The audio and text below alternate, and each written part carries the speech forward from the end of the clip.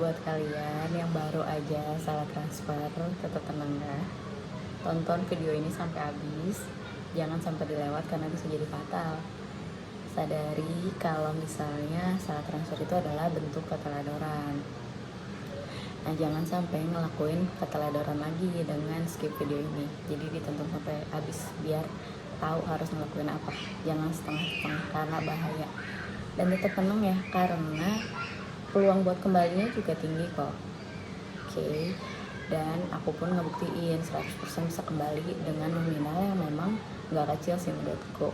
Maksudnya patut diperjuangkan lah ya gitu. Dan sebenarnya si penerima salah transfer ini kalau misalnya dia ngambil uang kalian itu bisa kena pasal. Jadi tenang aja. Oke. Tetap atur nafas dan tonton sampai habis ya. Kalian masih nonton video ini kan? Oke, sambil menuju ke bank atau sambil mau nelpon si call center, tetap dengerin ini sampai beres. Pokoknya buru-buru lah kalau ke bank, langsung aja sekarang. Oke. Sebenarnya ada dua cara yang bisa ditempuh ya. Jadi bisa mediasi lewat bank atau kita mediasi pribadi. Tapi setelah milih cara ini juga jangan gegabah, tetap dengerin dulu ini sampai habis ya, karena bahaya banget. Hati-hati karena kontrolnya ada di penerima si salah transfer ini gitu. Uang kalian kembali atau enggak, kalau berdasarkan regulasi bank memang lebih ke si penerima transfer ini kontrolnya ya. Dan jadi bukan di kalian, jadi tetap hati-hati dengerin ini sampai habis. Dan manapun metode yang ditempuh ya, tetap harus ngelakuin 3 langkah ini dulu. Oke. Yang pertama, kalian harus kumpulin bukti bahwa kalian memang salah transfer dan emang nggak niat ngirim ke orang itu, terus dan kronologinya. Dari kalian harus tahu tanggal salah transfernya kapan. Terus kalian harus tahu metode apa yang kalian lakuin, lewat ATM kah atau lewat mobile banking kah atau e-banking gitu kan. Terus juga bakal ditanya rekening penerima salah transfer, rekening tujuan yang benarnya apa, terus namanya juga, nama penerima salah transfer dan nama penerima rekening salah transfer. Nah, ini juga kadang-kadang kita susah dapetinnya, apalagi kalau lewat banking ya, karena kadang nomornya itu disensor sebagian. Nah, ini juga aku punya tips nih, pokoknya dibahas nanti ya. Jadi tadi udah si kronologi sama buktinya, kalian kalau udah punya ini udah bisa nih laporan ke bank. Sebenarnya kalau nggak punya dua ini pun bisa laporan ke bank, tapi harus ke kantor cabang. Tapi kalau kalian udah punya si kronologi sama bukti tadi yang lengkap itu, datanya kalian cukup telepon call center dibandingin kalian pergi ke bank dan ngantri, dan ya kita nggak tahu lah orangnya keburu ngambil uang kita gitu sih penerima saat transfer. Nah, terus yang ketiga, setelah kita laporan ke bank, kita juga harus lakuin laporan ke polisi gitu ya. Itu lakuin 3 itu dulu. Nah, gampangnya jadi aku mau cerita tentang pengalaman aku, dan nanti kalian boleh perhatiin nih mana yang sebenarnya harus ditiru dan mana yang jangan. Nanti juga aku kasih tahu tips-tipsnya, karena emang kemarin juga nggak smooth banget. Ada beberapa yang kalau dilakuin sebenarnya bakal fatal sih sebenarnya. Jadi waktu itu aku salah transfer di Jumat sore, yang mana kalau ke bank itu pas sudah tutup ya, jadi mau nggak mau harus laporan ke call center. Dan di call center itu kita harus sudah punya nomor rekening, terus si nama penerimanya, terus juga semuanya datanya lengkap. Sedangkan kalau kalian ke kantor cabang, seandainya kalian nggak punya pun, nggak tahu nomor rekeningnya, nggak tahu pengirimnya, penerimanya siapa, itu kalian bisa dicetakin rekening koran ya kan. Nah, sedangkan itu Jumat sore dan bank udah tutup, namanya juga kita salah transfer, nggak tahu ke siapa kan. Nah, tapi karena di banking itu waktu itu muncul namanya dan aku cukup hafal tuh namanya.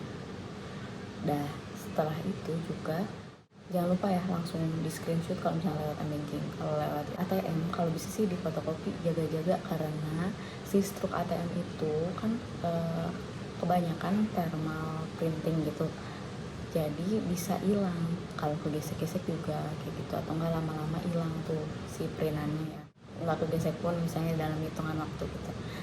Itu juga. Terus kalau lewat e-banking juga ya di save aja gitu buktinya gitu ya. Jadi waktu aku dapat tuh nih, dia tuh disensor beberapa huruf, beberapa angka di tengahnya. Nah akhirnya aku kayak ingat-ingat mana yang kira-kira salah. Pokoknya ingat-ingat kalian kira-kira salah di digit mana gitu. Nah setelahnya kan kalian pasti punya akun lain lah ya, maksudnya bukan nggak cuman banking ini, misalnya punya aplikasi lain, misalnya bisa ada e-wallet juga bisa dicobain ya, cuman buat kalian nyocok-nyocokin si nomor rekening ini sama nama yang kalian hafal itu. Oke, jadi nanti kalian kalau bisa pakai akun e-wallet yang apa ya, saldonya paling minim lah, karena kan minimal transfer ya kurang lebih 10.000 lah ya. Nah yang punya segitu aja jangan yang gede-gede, karena khawatir kalian kirim lagi, salah transfer lagi gitu ya. Jadi ini tujuannya cuma buat nyari nomor rekeningnya. Ini pun kalau kalian pengen banget buru-buru dapetin nomor rekening si orang yang kalian salah transfer ini, karena kalian mau lewat call center gitu, kalau kasusnya sama kayak aku ya. Tapi kalau kalian weekdays, maksudnya hari kerja, terus kalian nggak dapat nomor rekening ini, mending langsung aja ke bank ya, langsung cetak rekening koran, langsung ikutin aja arahan dari si customer service-nya, CS-nya itu. Nah tapi kalau kalian punya data-datanya lengkap, kalau aku waktu itu tutup banknya, terus juga aku nggak punya nomor rekening si orang salah transfernya, maksudnya nomornya nggak lengkap, jadi aku akalin dengan nyari nomor rekening satu-satu lah ya. Jadi kayak aku bikin nggak ngelis banget sih, kayak bikin kemungkinan nomor rekening mana, terus coba-cobain yang muncul nama yang sebelumnya ada di bukti transfer itu. Dan akhirnya ketemu, dan udah deh akhirnya dilaporin di hari yang sama. Nah setelahnya kalian udah bisa cek di nomor tiket laporan kalian, udahnya tenang aja kalau udah keterima di bank ya gitu. Dan emang yang fatal tuh karena juga beda bank ya, kalau beda bank prosesnya lebih lama karena ada beda kebijakan juga. Jadi prosesnya itu udah laporan ke bank, misalnya bank pengirim, si bank pengirim itu nanti bakal ngasih surat pernyataan gitu ke bank penerima, nanti bank penerima bakal nginvestigasi internal ya, panjang banget sih ceritanya. Oke? Jadi make sure kalian menjalani langkah-langkah ini. Nah kalau waktu itu aku kayak nggak sabar lah ya, apalagi kalau mediasi bank kelamaan, jadi akhirnya juga barengan ngelakuin mediasi pribadi. Nah tapi harus hati-hati ya. Jadi kenapa ada mediasi bank? Jadi mediasi lewat bank itu biar si penerima salah transfernya itu gak khawatir kalau kalian itu penipu, padahal kan kalian yang memang transfer. Nah dengan lewat bank jadinya lebih resmi. Sebenarnya nggak masalah sih kalau mau follow up orangnya langsung ya kalau kenal, tapi kalau nggak kenal gimana? Nah waktu itu aku kasusnya gak dikenal dan orangnya jauh juga. Jadi akhirnya aku karena hafal namanya, aku langsung cari di Facebook waktu itu, karena kemungkinan orang-orang punya Facebook ya dibandingin IG dan sebagainya. Jadi aku coba cari di Facebook, muncul setelah aku reach out nih orangnya. Nah kalau bisa kalian jangan kayak nuntut gitu, nuntut ke orangnya, jadi kayak baikin, ngomong baik-baik, tapi jangan juga terlalu frontal bilang saya telah transfer. Bisa jadi kalau orangnya nggak bener ya, kalian bisa aja uangnya langsung diambil gitu. Tapi kalau kalian udah lapor ke bank itu sebenarnya udah aman sih, soalnya udah ada laporan. Tapi ingat satu lagi, jangan lupa lapor ke polisi. Kalau waktu aku bikin surat pernyataan salah transfer gitu sih, jadi at least udah di notis sama polisi. Dan juga kalian bisa kalau mau ngomong sama orang yang tadi tuh, mau mediasi sama orang yang kalian salah transfer, nge-reach out sendiri tuh kalian juga punya pernyataan hukum lah, ini saya udah lapor ke polisi, ini buktinya. Jadi kaliannya nggak terlalu disangka penipu gitu, karena aku juga pas merasa seperti itu kan. Jadi aku waktu itu cari di Facebook beliau. Nah waktu itu beliau nggak balas-balas ya, dan waktu itu aku emang butuh banget tuh uang itu. Jadi akhirnya aku coba buat agak stockingin sih, tapi jangan terlalu ngepoin ya, secukupnya aja gitu. Kalau aku ya itu hari kejadiannya Jumat Sabtu aku cari aku stockingin terus sampai Minggu. Nah kalau bisa jangan terlalu kayak gitu, karena orangnya jadi risih dan justru malah nyangka kalian penipu ya. Jadi misalnya kalian udah nemu nih akunnya, nah waktu itu aku coba nge-reach out orangnya dengan nanyain ke temen-temennya. Nah temen-temennya yang gimana ya, temen-temennya yang pasti yang ngomen atau nge-like statusnya dia dong, yang dekat-dekat lah, yang sering. Nah waktu itu coba baik-baik, terus lihat juga backgroundnya. Akhirnya aku langsung kirim itu transfernya, terus dia agak tenang dan oh yaudah saya mau cek dulu ya, katanya gitu. Akhirnya dia pergi ngecek ke ATM waktu itu ya, karena nggak semua orang punya banking kan, dan lama, dan dia bilangnya udah diblokir sih. Nah emang aku udah laporan ke bank dan nggak yakin kalau itu diblokir ya, karena awalnya tenang, tapi ini namanya nggak kenal ya. Pokoknya kalau orangnya udah itikat baik jangan terlalu dikejar, paling di update aja beberapa hari sekali atau seminggu sekali juga, ya tergantung orangnya sih. Nah akhirnya karena aku nggak percaya langsung diblokir ya, karena waktu itu weekend iya, dan aku ngontak personal ke temenku yang memang kerja di bank dan bisa minta tolong dicekin waktu itu. Nah akhirnya dia cekin, katanya enggak diblokir, dan disitu kan langsung khawatir banget ya. Ini kalian gak usah ngikutin ya, gak usah ngikutin nanya ke teman atau ke teller tolong cekin rekening dia, gak usah. Bikin kalian khawatir doang sih sebenarnya. Kalau kalian udah laporan, udah punya nomor tiket, udah laporan ke polisi, tunggu dulu aja follow up aja sih banknya. Nah kecuali kalau mau lewat mediasi sendiri. Nah udah nih, akhirnya kata temenku belum diambil, belum diblokir, tapi dia juga belum ngambil sih gitu. Terus waduh gimana nih, mana beda bank, terus orangnya iya aja, maksudnya nggak update gitu ya, nggak ngasih kabar kalau mau ngembaliin atau enggak, karena dan dia juga belum ngasih kabar kalau dia udah cek ke bank kebenaran pernyataan aku waktu itu ke dia gitu. Bener kan kalau dia udah ngecek ke bank kalau aku tuh salah transfer ke dia gitu, cek aja sendiri gitu ya. Nah jadi biar kalian nggak disangka penipu nih, kalian gini bilangnya, Pak atau Bu, maaf saya atas ketidaknyamanannya, sebenarnya saya salah transfer, tapi saya ini bukti transfernya, tapi saya bukan, misalnya saya bukan penipu Bu, silakan Ibu cek ke bank sendiri, nggak usah tanpa berhubungan dengan saya, kayak gitu. Jadi dia emang mastiin sendiri, nggak ada lewat kalian. Nah gitu kalau mau diarahin ya.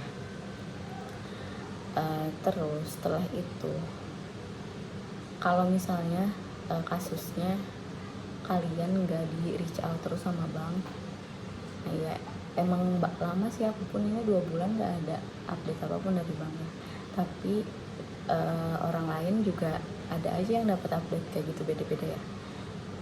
Nah jadi kalian tempuh aja dua-duanya. Nah kalau udah nih kalian bikin, biasanya yang paling nguatin itu sih surat polisi ini. Jadi dari kasus yang beliau itu memang merasa kurang nyaman dengan adanya surat polisi ini, karena dia memang gak bersalah ya, dan gak ngambil dan gak menyadari. Jadi karena waktu itu aku khawatirnya tuh dia kan kerjanya agak ke tempat terpencil waktu itu, pelosok, jadi emang agak lama ke banknya. Nah jadi kalian jangan nggak sabaran, kan kalian yang salah sendiri ya, jangan sampai ditekan orangnya juga bisa pergi kayak gitu ya. Jadi tetap pakai etika. Nah setelah itu akhirnya udah nih, jadi kalau kalian punya temen yang memang bisa ngecekin kalau uang kalian udah diambil atau belum, itu juga nggak apa-apa sih kalau bisa personal, tapi nggak direkomendasikan sih, karena ada jalur lain yang lebih baik. Nah jadi waktu itu setelah akhirnya bapaknya, maksud beliau itu confirm nih saya lagi di tempat terpencil, nanti saya cek ke bank ya gitu. Kalian cuma ingetin aja, terus kalau bisa ngingetinnya agak menekan, tapi jangan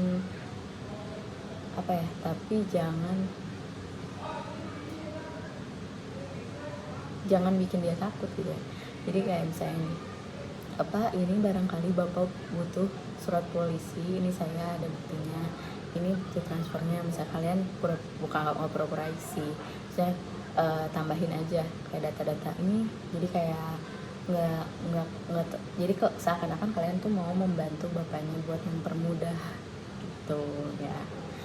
Nah, karena it works sih. Nah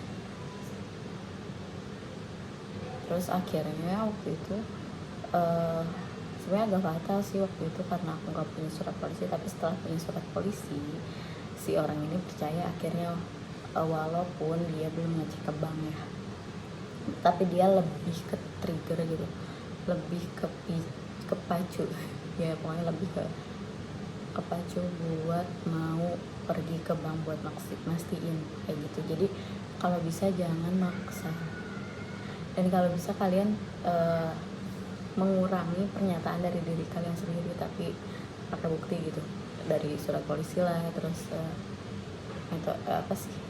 bukti transfernya lah. Kalau mau mediasi sendiri, trikinya kalian bisa disangka penipu, tapi lebih cepat dibandingin pakai bank. Ini buat kalian yang beda bank ya, kalau yang sama banknya biasanya cenderung lebih cepat gitu. Dan akhirnya aku nggak menempuh mediasi lewat bank sih. Dan yang kerasa paling berguna itu memang benar laporan ke bank dan laporan ke polisi. Tapi yang paling berfungsi untuk mediasi adalah laporan ke polisi gitu. Dan emang bank nggak akan menjamin kalau uang itu kembali, tapi bank bisa memfasilitasi mediasi sebagai pihak verifikator. Itu kalau mau tanya-tanya boleh di komen. Itu buat saran juga boleh. Abis ini mungkin bakal bikin konten yang relate juga, jadi tolong diikutinnya, di subscribe juga, di like, biar banyak yang nerima manfaat ini. Bisa jadi teman-teman kalian ketolong dengan tips ini. Thank you.